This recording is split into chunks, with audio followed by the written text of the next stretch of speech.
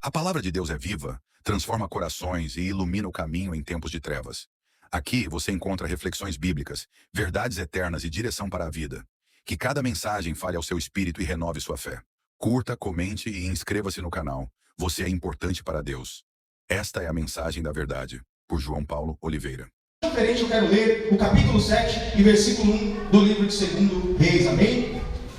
Diz a palavra do Senhor assim: Então disse Eliseu: ouvi a palavra do Senhor. Assim diz o Senhor: amanhã, quase a este tempo, haverá uma medida de farinha por um ciclo e 2 medidas de cevada por um ciclo à porta de Samaria. Porém, um oficial, cuja mão o rei se encostava, respondeu ao homem de Deus e disse: eis que ainda que o Senhor fizesse janelas nos céus, poder-se-ia fazer isso? E ele disse: eis que o verás com seus olhos, porém disso não comerás. E 4 homens leprosos estavam à entrada da cidade, os quais disseram uns aos outros: para onde estaremos nós aqui? Para que estaremos nós aqui? Para morrermos? Se dissermos: entremos na cidade, há fome na cidade, e morreremos aí. E se ficarmos aqui, também morreremos. Vamos nós, pois, agora, e passemos para o arraial dos sírios. E se nos deixarem viver, viveremos, e se nos matarem, tão somente morreremos. E levantaram-se ao crepúsculo para irem ao arraial dos sírios. E chegando na entrada do arraial dos sírios, eis que não havia ali ninguém. Porém o Senhor fizera ouvir no arraial dos sírios ruído de carros, ruído de cavalos, ruído de grande exército, de maneira que disseram uns aos outros: eis que o rei de Israel alugou contra nós os reis dos heteus e os reis dos egípcios para virem contra nós.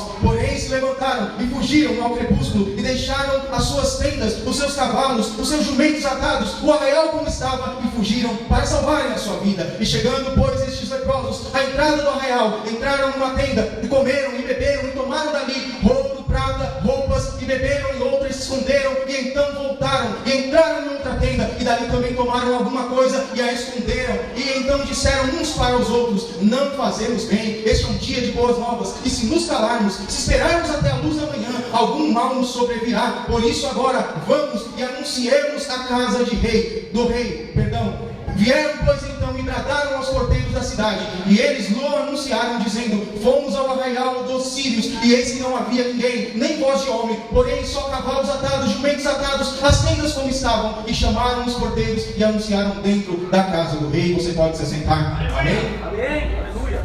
Palavra do Senhor que vinha ao meu coração, e eu não costumo falar da palavra do Senhor sobre nenhum tema, até para dar liberdade ao Espírito, mas quando o Senhor falava comigo, Ele me lembrava de um tema de um congresso que houve tempos atrás, que dizia: mundo em desespero, o que faremos nós? Final dos tempos, mundo em desespero, o que faremos nós? Aqui eu contemplo uma palavra que, de toda a Bíblia, se você abrir de capa a capa, você vai encontrar diversos relatos de crises, de momentos onde Israel passou por guerras, por dificuldades, por grandes ataques, mas este momento aqui é muito emblemático. É um momento onde eu consigo enxergar que é o pior momento da história de Israel dentro do livro dos reis.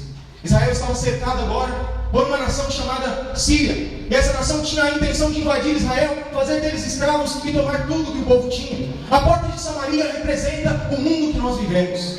Nós estamos num mundo de crise, num mundo que cada dia, cada manhã que nós acordamos é um dia pior. É um dia mais complexo, é um dia mais difícil de se vencer. E Samaria estava agora em desespero, estava em crise, estava com suas saídas todas fechadas. Não havia ninguém que salvasse aquele povo dessa mão, que era a mão dos sírios. E a Bíblia vai começar a ensinar, a dizer o que estava acontecendo naqueles dias. Capítulo antes, eu costumo gostar de ler a Bíblia, de deixar a Bíblia aberta para acompanhar. Se você olhar no capítulo antes, versículo de número 24, do número 6, diz assim: que sucedeu que depois disso, Ben-Hadad, rei da Síria, juntou ao seu exército e subiu a Samaria. Quando Ben-Hadad chega às terras de Samaria, ele faz um cerco em Samaria por longos e longos dias. Longos e longos dias. Não foi um, nem dois, nem uma semana. A Bíblia começa a ensinar aqui que foram vários e vários dias de cerco, de acusação, de cerco em Samaria, para que eles se rendessem, para que eles abaixassem a cabeça e saíssem se entregando, um a um, inclusive o rei. A Bíblia segue dizendo que aquele povo estava numa situação de tamanha calamidade que eles tinham uma certa quantidade de comida, uma certa quantidade de água, uma certa quantidade de provimentos, mas com o demorado cerco dos sírios foi se acabando os recursos e houve grande escassez. O que eu quero dizer para você nesse dia é que talvez até aqui, até certo tempo, até certo momento, você tinha as suas estratégias, você tinha as suas ferramentas, você conseguia vencer a situação pela força do seu braço, mas chegou um momento onde você não anda para trás, nem para frente, nem para o lado, nem para lugar nenhum, e é nesse momento que eu contemplo Deus se levantando e fazendo um milagre que você não espera. Aleluia! O cerco era tamanho e se juntou ali o exército todo, ninguém podia sair, ninguém podia comprar, ninguém podia beber, ninguém podia fazer nada, a vida parou por ali. Embora hoje nós olhemos lá fora, vamos à calçada, caminhamos para a nossa casa e contemplemos um mundo normal. Um mundo normal, está acontecendo tudo normal. Hoje mesmo começou um grande evento, um ilustre, um evento tão legal, a Copa do Mundo começou hoje, o mundo está andando normal, mas por trás disso que nós estamos vendo, pelos olhos espirituais, a grande crise que se abate no mundo nesse dia chamado hoje. E eu não quero aqui ficar gastando tempo dessa preciosa mensagem para elencar, para enumerar, para colocar um a um dos problemas que o mundo vem passando, mas é sabido, é conhecido de todos os irmãos que o mundo passa por uma grave crise de economia. A ONU nessa semana disse que passará a população mundial para mais de 8 bilhões de seres humanos. Há uma grande crise demográfica, países que são em guerra, pessoas fugindo de lá, indo para cá, indo para ali e não conseguindo abrigo, refúgio, colocação, lugar para se esconder. Há uma crise humanística, há uma crise bélica, estamos no meio de uma guerra. Parece que não. Lembro-me bem da guerra do Iraque, parecia tudo normal também. E olha quantas vidas, quantos homens, quantas mulheres, quanta crise aquele momento trouxe. O mundo vive uma crise natural, a escassez de recursos, uma crise de saúde, mas a pior crise que o mundo vive hoje é a crise da incredulidade, é a crise da moral, é a crise onde o homem olha para um lado, para o outro, para o céu e não vê sentido nenhum, em vida nenhuma, em momento nenhum, inspiração nenhuma, mas o Deus de Israel é o mesmo, e Ele nos disse que nós não ficaremos aqui, porque nós temos um lugar para com Ele. O mundo está em crise, mas nós estamos em Cristo Jesus. Aleluia! Aleluia, os homens estão vivendo uma crise, cada um no seu particular, talvez na sua casa você também esteja vivendo uma crise. Mas o que me impressiona numa palavra como essa, o que me faz confiar em Deus é que eu olho para um versículo que está no capítulo anterior, que diz assim, que o rei estava desnorteado, ele não sabia para que lado ele caminhava, ele não sabia o que fazer, pastor Lafayette. Varões e irmãos, ele não sabia que solução tomar naquele dia. E a Bíblia fala que houve um grande cerco em Samaria, e eles passaram a vender uma cabeça de jumento por 80 peças de prata, e a quarta parte de um cabo de esterco de pombas por 5 peças de prata. Meu Deus. Tamanha era a fome naquele lugar. Tamanho era o problema social, humanístico, econômico, bélico, qualquer que seja naquele lugar. Tamanha era a crise que se abateu sobre Samaria, não diferente do mundo de hoje. O pior de tudo é que quando se olhava para a figura do rei, porque havia 3 bases no estado de Israel, que era o rei, o sacerdote e o profeta. Se faltasse um, a saúde espiritual dos homens naquela época iam de mal a pior. E nesse momento eu contemplo o pior de tudo. Já não basta o bolso, o dinheiro, a crise econômica, a crise bélica, mas pior, a crise de incredulidade, a crise de moralidade, a crise de fé, a crise de confiança estava se abatendo sobre aquele povo, de tal modo que a crise econômica gerou a desesperança. E aquela situação foi tão grave, que naquele dia o rei estava passando sobre o muro da cidade, e ele contempla 2 mulheres, e essas 2 mulheres estão brigando, estão pelejando, estão discutindo entre si, e elas olham para o rei passando e dizem: rei, pelo amor de Deus. Uma dessas mulheres olha para o rei e diz: rei, pelo amor do Senhor, me ajude, ó rei, me acode, ó rei. Olha, me sucedeu que passando o rei por um muro, uma mulher lhe bradou dizendo: acode, meu rei, ó meu senhor. E disse-lhe: o Senhor teu Deus não te acode? O rei disse isso a ela: o Senhor teu Deus não te acode? Como é que lhe acudirei eu? Da eira ou do lagar? Do lagar ou da eira? Como te acudirei eu? Aquele homem que era o chefe da nação, que tinha que fazer tudo que ele pudesse para socorrer aquele povo, estava de braços atados, cruzados, não tinha força, não tinha mais condições de fazer nada por ninguém. Aleluia. Aquele homem que era o julgador, que era o pilastra daquela sociedade, ele não conseguiu fazer nada. Passou aquelas mulheres e chamaram, convocaram o rei, que como os irmãos devem saber, o rei era o homem que julgava as causas das pessoas. E foram procurar um homem certo. Humanamente foram procurar um homem correto, o rei, para julgar, para lhe acudir, para acudir a sua causa. Porém, aquelas mulheres ouviram a seguinte resposta: se o Senhor teu Deus não te acode, de onde lhe acudirei eu? Era uma resposta irônica, uma resposta grosseira. Isso é uma resposta grosseira que você está contemplando aqui, porque ele diz assim: eu te acudirei de onde? Da eira ou do lagar? Do lagar ou da eira? Ou seja, uma ironia, não tinha lagar, não tinha eira, não tinha nada mais. Ele estava brincando na cara daquelas mulheres, porque ele não tinha mais o que fazer. Ou seja, ele soltou uma piada aqui. De onde lhe acudirei eu? Da eira ou do lagar? Do lagar ou da eira? Nem existia eira mais, a fome estava tamanha, não existia lagar mais. Não existia uva, não existia trigo, não existia nada. Mas eu contemplo o Senhor onde não existe nada. Ele coloca a sua palavra, Ele coloca a sua convicção, Ele coloca os seus mistérios, Ele coloca a sua força. E hoje, nessa noite, talvez você abra a porta da sua casa e não veja nada, mas o Senhor está lá. Aleluia.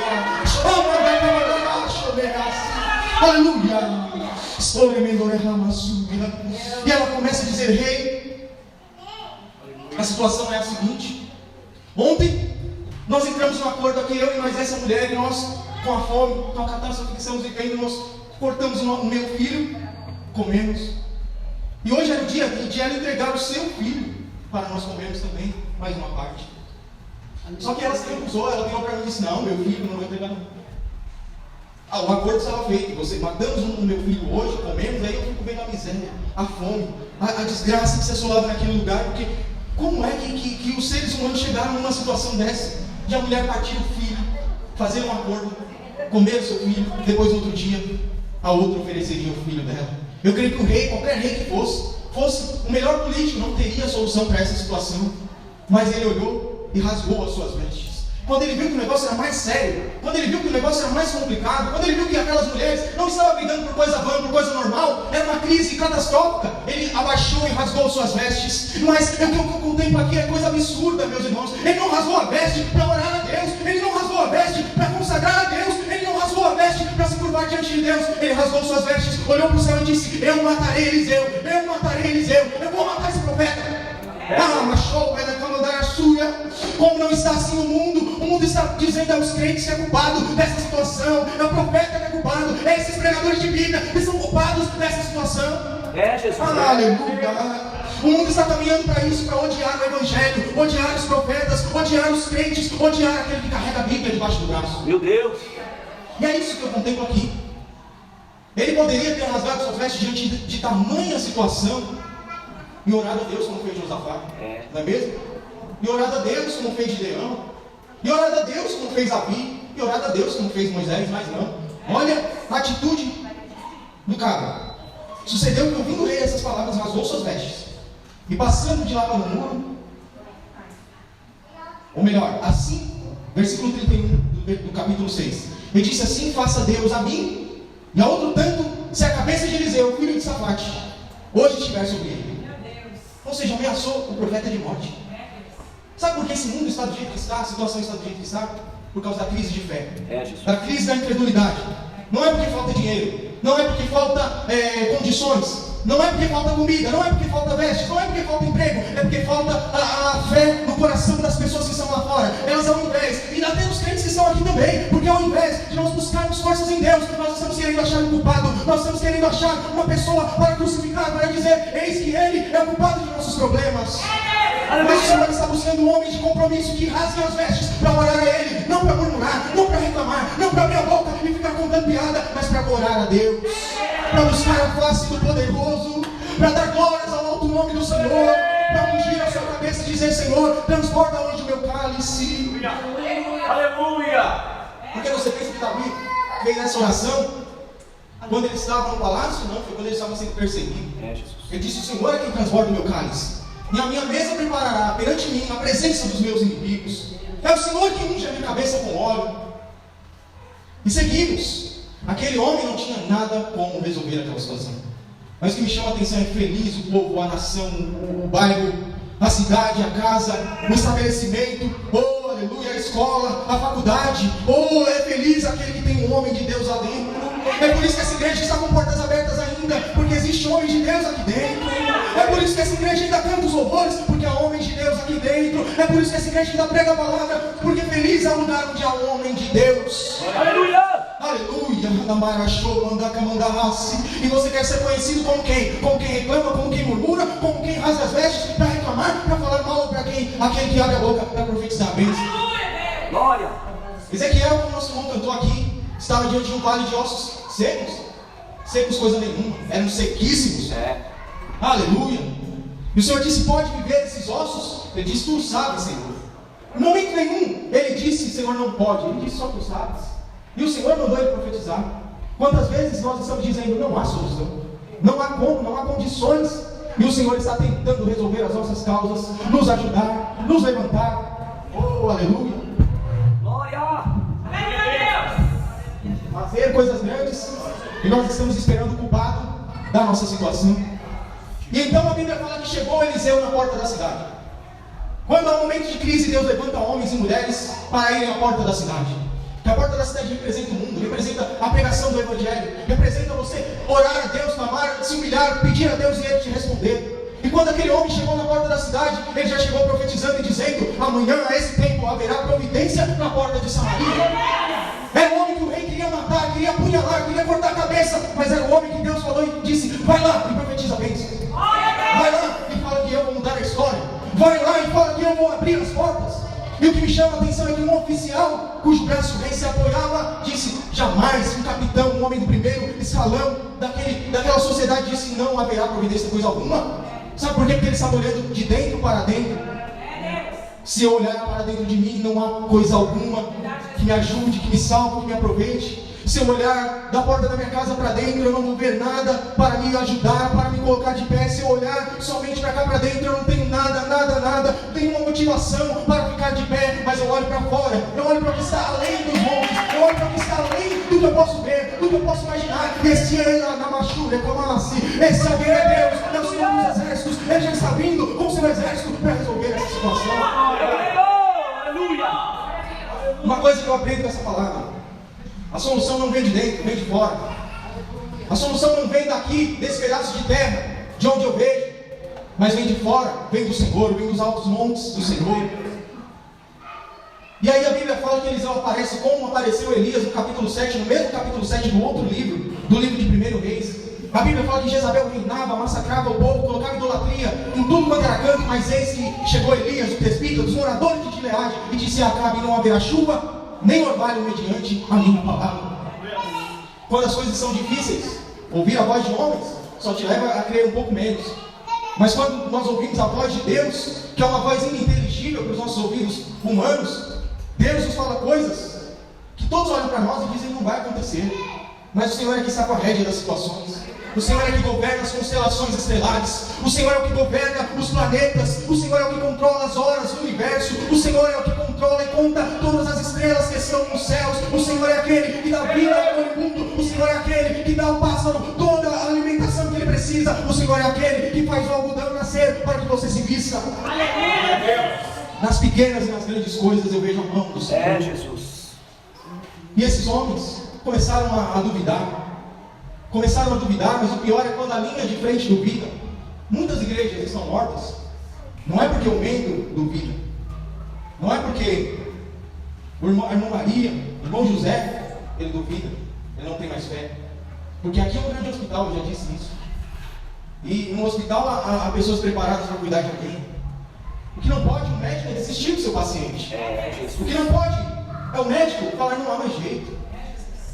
Se há um pouco de ar, se há um pouco de sangue, se há um pouco de vida, por que não cuidar? E ao que Deus diz ao meu coração, muitas igrejas estão fechando as portas no dia de hoje, porque falta dos que estão à frente a fé, a coragem, a intrepidez. A nossa missionária Cátia falou algo interessantíssimo aqui. Ela disse que no momento de crise foi buscar Jafeté lá na sua casa, onde ele foi morar, porque ele expulsaram da sua casa. Ah, meu querido, não é qualquer um que pode liderar. Por isso que muitos estão doentes, fracos, porque eles não têm mais referência, eles não têm mais para onde olhar. O próprio rei dessa cidade aqui era um rei ímpio, o rei Jorão, disse para aquelas mulheres: eu não posso ajudar ninguém, se o Senhor não ajuda, que dirá eu? Assim está o Evangelho sendo pregado nos últimos dias. Pessoas que não conseguem pregar a palavra, porque já não tem mais a palavra. Aleluia. Fazem de tudo, procuram distrair, contar piada, contar caso, fazer movimento, gritar, sapatear, saltar desse tamanho. Mas a verdadeira palavra da fé falta. E falta muitas vezes os pilares que são elencados à igreja. E a igreja tem perecido, tem parado de ouvir a palavra de ânimo, a injeção de ânimo que vem da palavra do Senhor. Igrejas que hoje funcionam mais como uma casa de show do que como uma casa de pregação. Ah, meu querido, mas aqui nessa noite Deus tem falado. Aqui nessas semanas Deus tem falado. Aqui nesse ano Deus tem falado. Nós cremos na palavra de Deus e não nas palavras de homens. Aleluia! Foi assim então que quatro leprosos, eles estavam na porta da cidade para fora. Eles estavam aqui à porta da cidade, eles estavam aí. eles não podiam entrar na cidade, eles eram desprezados, eles eram preteridos, eles eram humilhados cada dia que se passava. As pessoas olhavam para eles, talvez nem para o rosto olhavam, mas diziam: esses homens não prestam, esses homens não valem nada, esses homens são impuros, esses homens não habitam no meio de nós. Meu Deus.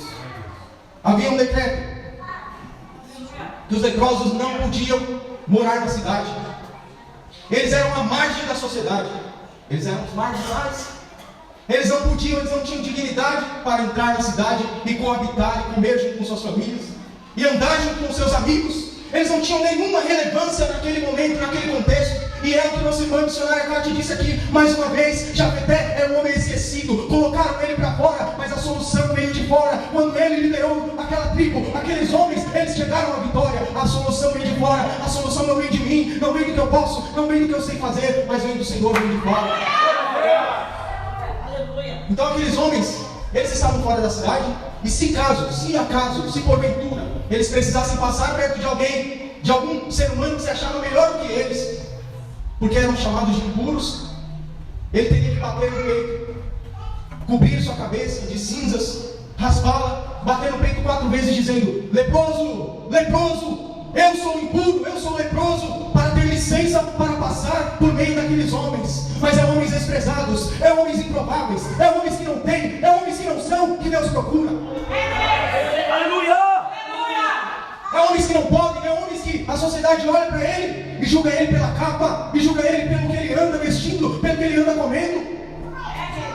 E então, a Bíblia fala que esses 4 leprosos estavam ali à beira da cidade.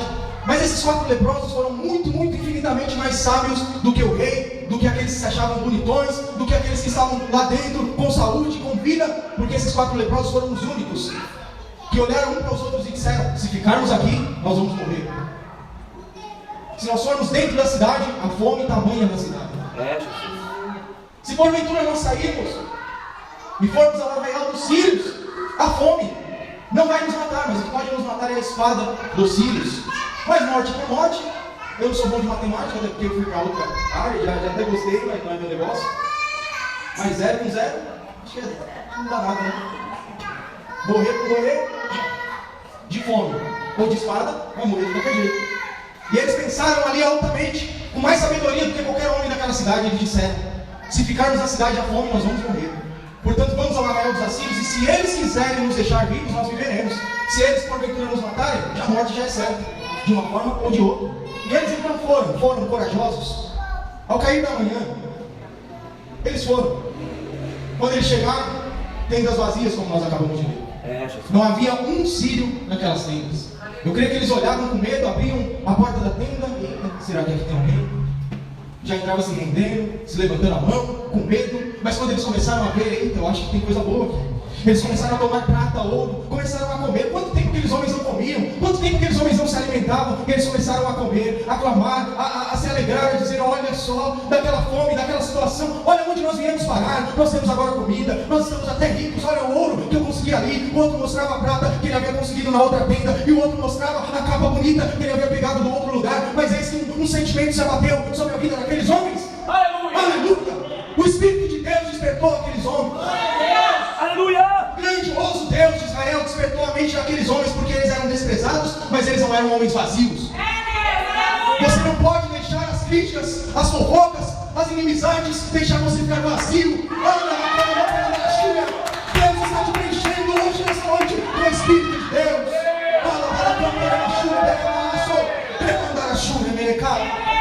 O Senhor está te despertando no dia de hoje. Aleluia! Veja você, o inimigo lança setas. Ele faz as pessoas pisarem no seu pé, no seu calo. Eles tiram a sua relevância.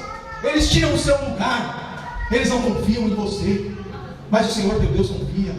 O Senhor havia ungido um rei, o rei não servia para nada. Os sacerdotes, da mesma forma, não tiveram solução. Mas houve um profeta do Senhor que profetizou. E o efeito da palavra do profeta saiu das terras de Samaria e foi lá fora. O efeito da palavra de Deus saiu hoje nessa igreja e vai lá na Baixou.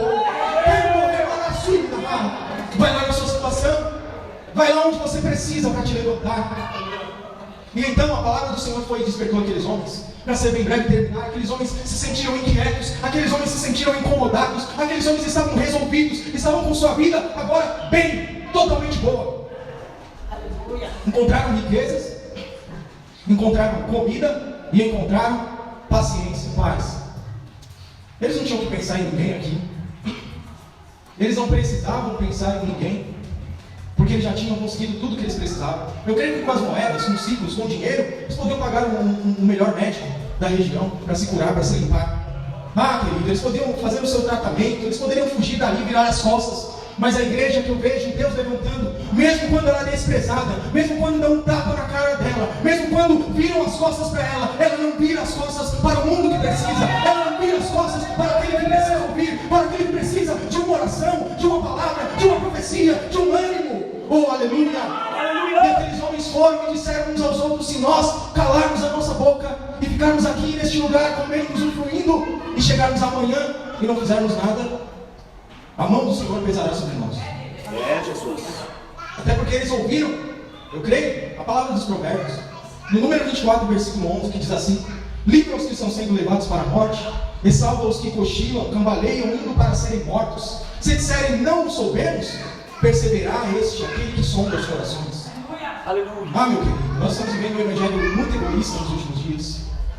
Um evangelho que prega bastante, que fala bastante, mas na hora de fazer, pouco faz. Pouco cura, pouco restaura, pouco levanta as almas, pouco fala da palavra de Deus. Ele está se importando com a casa dele e com o que ele põe lá para dentro. Ele está se importando com a segurança dos filhos dele. Ele está se importando com os projetos de vida dele. Mas é isso que o Senhor levanta nessa noite: homens desassombrados, homens que não temem a nada, homens que não têm medo nem de perder a vida, para fazer a obra do Senhor e ser um instrumento dele nessa casa, lá no mundo, onde você passar. Aleluia! Então eles voltaram à porta da cidade, contaram tudo aquilo aos seguranças, aos vigilantes. E o que Deus me coloca no coração é que Ele irá fazer grandes coisas. Eu acredito nisso, Jesus. Mas não fiquemos nós calados, não podemos calar, porque nós somos chamados para abrir a nossa boca, para estar de pé diante de Deus e da igreja e fazer as maravilhas que o Senhor já fez. Ei, querido, não é tempo de você se magoar, você dizer: eu não quero mais, eu afasto, eu não quero mais, eu não quero cargo, eu não quero orar, eu não quero meditar, e já foi meu tempo, eu vou me aposentar. Não é esse tempo, é o tempo de ir, caminhar e pregar as boas novas. É dia de boas novas, é dia de boas novas, é dia de milagre, é dia de cura, é dia de salvação, é dia de boas novas. Como se calar num dia de boas novas? Como se calar num dia de milagre? E tem crente que está se calando. Duas coisas que eu lembro aqui que me faz acreditar que Deus está nos chamando: a decisão dos leprosos. Tinha homens mais preparados do que eles, homens muito mais gabaritados do que eles, mas os leprosos foram os homens que não temeram pela sua vida e disseram: vamos fazer o que for preciso para tentar nos livrar. E eles foram. E hoje a palavra do Senhor diz: eu não te escolhi, diz Deus, porque você fala bem, porque você canta bonito. Eu não te escolhi porque você está com a Bíblia debaixo do braço, porque você veste terno ou porque você veste tênis. Eu te escolhi porque você é homem desassombrado, é homem que não tem medo, é mulher que se levanta, é a igreja da última hora. Aleluia! E eles se levantaram, foram à porta da cidade e anunciaram o que eles viram. O que me chama a atenção é que mesmo pregando, meu querido, vai ter Tomé, vai ter incrédulo, vai ter pessoas que só vão acreditar se elas estiverem lá olhando e vendo e constatando. Mesmo porque quando eles chegaram e eles falaram aquela mensagem: olha, fomos ao arraial dos assírios, e lá não tem um homem sequer, porque eles fugiram todos e deixaram todas as comidas, as providências deles lá. Quando eles falaram essa palavra, o que era esperado de uma pessoa que estava com fome, desesperada, que não tem nada para sobreviver, era se levantar e correr e ir até esse arraial. Mas teve um infeliz aqui ainda, É verdade. que falou assim: isso aí é uma emboscada, isso aí é uma armação. Ei, isso aí é alguma estratégia dos sírios para nos pegar de costa, para nos pegar desprevenidos, para nos pegar por trás e não nos deixar viver e invadir a cidade. Oh, aleluia! Vai ter gente que mesmo no momento da palavra, da pregação, da profecia, das boas novas, vão abaixar sua cabeça, vão murmurar e vão inventar história. Mas até esses haverão de ver o que o Senhor tem feito, até esses haverão de sentar na mesa, até esses haverão de comer, de beber e de se fartar daquilo que o Senhor tem providenciado. Ei, querido, um homem, um oficial também disse assim: não, isso aí deve ser emboscado, é armação, não é possível. Mas aí um pouco mais sábio disse: vamos ver pelo menos, vão lá olhar pelo menos. Ué, nós já estamos numa situação que não tem nem nome, o que podemos fazer então? Vamos lá ver. E eles foram. mandaram soldados, homens, e foram, revistaram e olharam. E eis que o Senhor, na palavra diz, havia feito um grande barulho naquele lugar. E os sírios pensaram uns com os outros: eis que o rei de Israel contratou os egípcios, contratou os exércitos dos mercenários para nos matar, porque os cavalos e os carros do Senhor estavam andando. Eles ouviram os carros e os cavalos do Senhor pelejando, marchando sobre aquele arraial. Aleluia! Os carros e cavalos do Senhor estão marchando na direção dessa igreja. Aleluia! Eles estão marchando, eles estão chegando para resgatar, para levantar, para conduzir, para combater. Aleluia! Não achou, anda camandada. Meu querido, quando eu prego essa palavra, Aleluia, Jesus. muita gente não viu nada. Muita gente não contemplou isso. Deus. Talvez somente está lá fora e você nem percebeu o que aqui aconteceu nessa noite. Era como aquele povo que estava lá em Samaria, eles nem perceberam, mas o Senhor já vinha vindo com exército. Oh, ele já vinha, o Jeová Sabaote já havia chegado. Oh, aleluia, o Jeová Sabaote já havia e hoje nessa noite você nem percebeu, mas o Senhor já foi com o seu exército.